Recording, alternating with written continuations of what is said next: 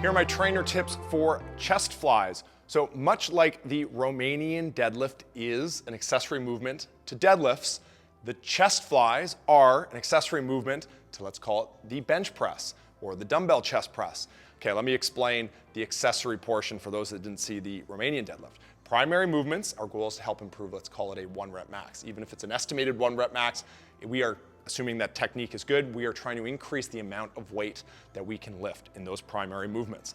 In accessory movements, we want to use them to help improve primary movements, or we want to use them to help improve specific movements or muscle groups.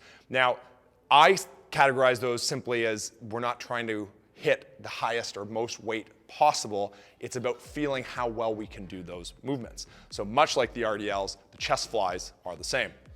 We look at the chest fly, and there's a very easy way to increase the difficulty, which is add more weight. But typically what happens here is people bend their elbows more. This is the simple lever principle, much like you do push-ups from the knees to make them easier than from the feet.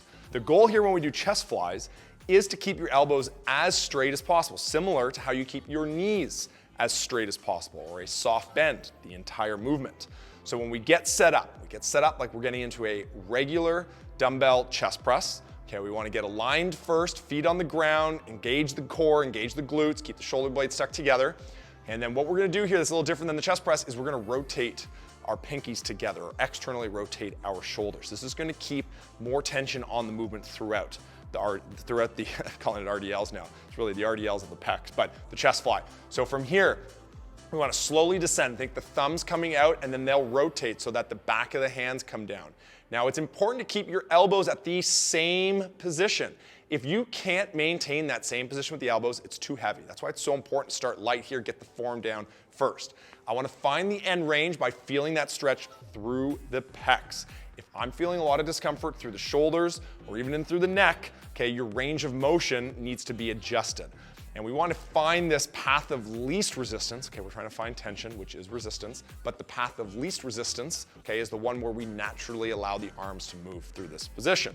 So the hands are going to come down. I want to feel that end range, and I'm going to pause, and then I'm going to come back up. As I come back up, I rotate the pinkies together at the top. I squeeze the pinkies together, and then I repeat on the way back down. Okay, this is important.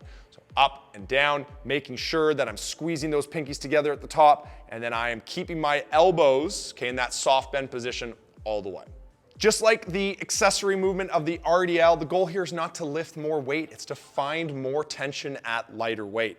When you can find more tension at lighter weight, you're going to help improve your shoulder strength, your shoulder stability, and help improve your bench press. You're going to help reduce the risk of injury, okay? And better yet, you're going to understand that having the highest chest fly is really nothing to brag about because it's about how well you do the chest fly.